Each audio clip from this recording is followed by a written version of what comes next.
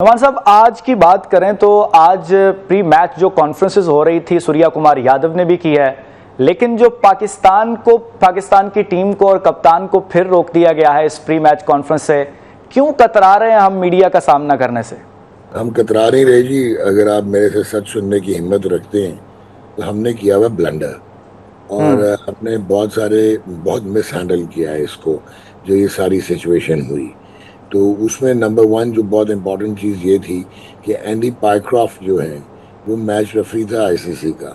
और आईसीसी के आप में लगते हैं कोड ऑफ कॉन्डक्ट लगता है। जो शेकिंग ऑफ द हैंड है या नहीं हम्म। करना वो कहीं पे भी मेंशन्ड नहीं है आईसीसी के कोड में। ये जो कोड इसको डील करते हैं वो 2.1.1 है, 2.1.2 है और 2.4 है।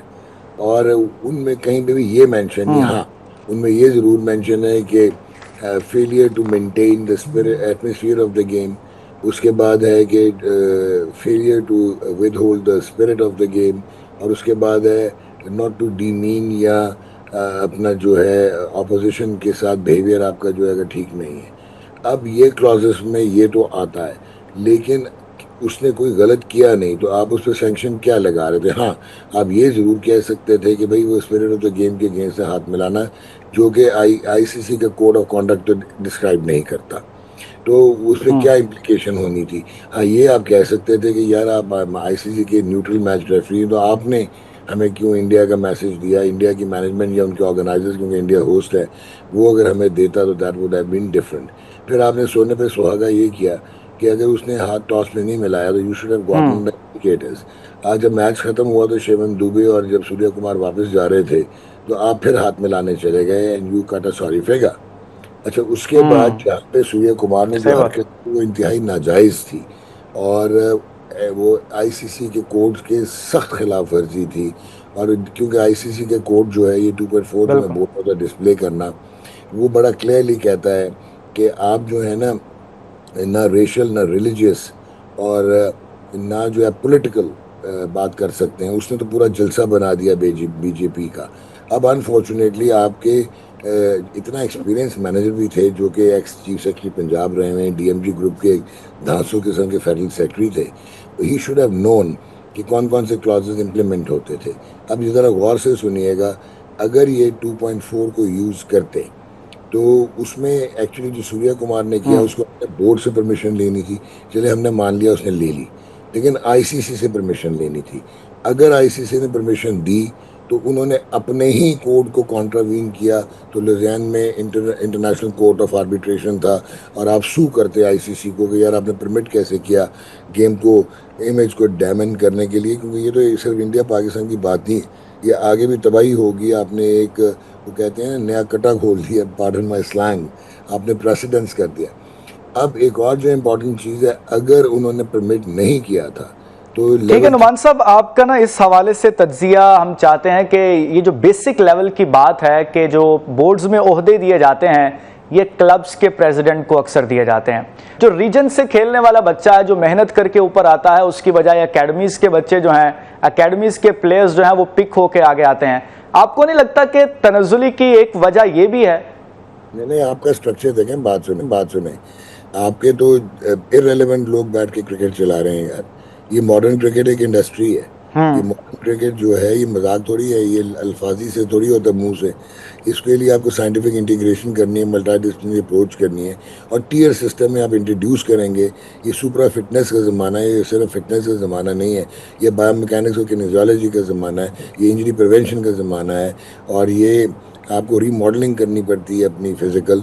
ये सारी चीज़ें जब आप अंडर 13 17 19 में लाएंगे आपको 4 से 5 साल लगेंगे अडेप्ट करते हुए और एक कल्चर इवॉल्व करते हुए। आपके तो क्रिकेट बोर्ड को अभी तक ये नहीं पता कि कायद आज़म ट्रॉफी की इंपॉर्टेंस क्या है, चैंपियंस वो क्या थे। वो चैंपियंस लीग होगी जी और आपने वो बड़े रख लिए थे मेंटोर्स, 18,000 18,000 पे, वो कहाँ गए साल 1.5 साल सैलरी लेने के बाद? सो जब आपके बोर्ड की जो क्रिकेटिंग ब्यूरोक्रेसी है, जब वो फ्रेंचाइजीज के साथ मिली होगी, जब वो बिजनेस हम्म। हाउसेस के साथ मिली होगी और या आप मनी मेंटेन कर रहे होंगे at the cost of the degree and at the cost of the integrity of the game. इतनी आपकी मिसप्लेस प्रायोरिटीज़ हैं। 18 बिलियन आपने लगा दिया स्टेडियम बनाने में, ऑपरेशनल सिस्टम आप लेके आए नहीं मॉडर्न क्रिकेट का। कराची का 8 बिलियन आपने लगाया, और कराची जो है वहाँ पे 18 मैचेस अभी अगले 3 महीने में होने हैं और एक भी स्केड्यूल्ड नहीं है। ये हालत है आपकी। सो बिल्कुल। लड़कों ने कहाँ से डेवलप होना, क्लब क्रिकेट ख़त्म हो गई है और मेरिट है नहीं, कबीला सिस्टम चलता है। लड़के जो है वो स्किल्ड ही नहीं है। आपकी टेस्ट टीम दो टांगों पे नहीं खड़ी हो सकती आजकल के दौर में। आप वनडे खेलने से कितराते हैं। आपने वेस्ट इंडीज जी जाके ठीक है दिनमान साहब, यहाँ जब पावर प्ले की बात हो रही है तो ये साइम अयूब की हम बात अगर करें, साइम अयूब से बहुत तवक्कुआत थी कि साइम अयूब जो है वो स्टार्ट अच्छा फराहम करेगा, लेकिन अभी तक तो वो खाता खोलने में भी कामयाब नहीं हो सके। क्या कहेंगे? देखें, साइम अयूब एक बहुत ही टैलेंटेड प्लेयर है। यस, पाथवे से आया हुआ है, बिल्कुल ठीक है। बहुत टैलेंट है, बिल्कुल ठीक है। लेकिन 44 T20 इंटरनेशनल में 19.5 की एवरेज है और सिर्फ 4 50 है। इसका मतलब ये है कि अगर आप में स्किल है और उसके और फिट भी हैं आप, क्योंकि बॉलिंग वो बहुत अच्छी कर रहा है, तो आप वो प्योरली बॉलिंग की बेसिस पे भी खेल जाता है। लेकिन अनफॉर्चुनेटली अगर वो रन नहीं कर पा रहा, तो ये टीम मैनेजमेंट का भी बहुत कसूर है कि they are letting him take his place for granted. और दिस इज़ अनफॉर्चुनेट कि उसके एटीट्यूड के इशू हैं, ना कि उसके स्किल के इशू हैं।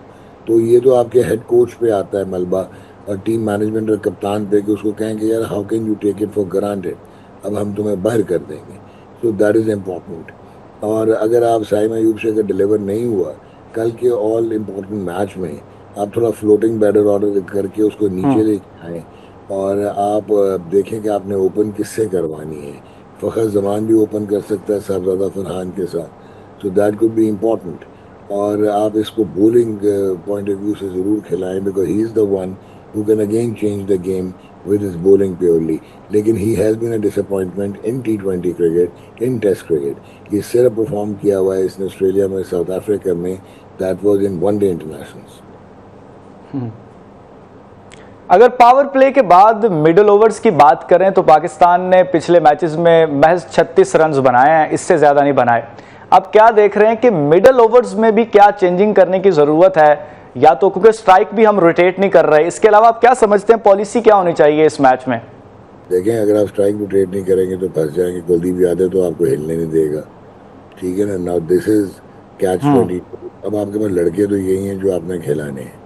प्रॉबेबली जो मैं समझता हूँ कि मोहम्मद हारिस तो एक्चुअली सिलेक्शन ही गलत है T20 की। He is basically one dimensional batsman है, और वो स्लॉगिंग करता है रादर देन पावर हिटिंग।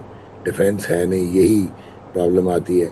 तो सलमान अली आगा को देखना पड़ेगा कि शायद हसन नवाज को एक गैम्बल करें और उसको ऊपर खिलाएं। यानी कि रिक्वायरमेंट होगी कि 4 पे अगर हसन नवाज खेलता है और Salman Ali Agha further slip down होता है, तो शायद ये एक अपॉर्चुनिटी बन सकती है आपकी। अदरवाइज मसाइल तो हैं आपके मिडल ऑर्डर के भी।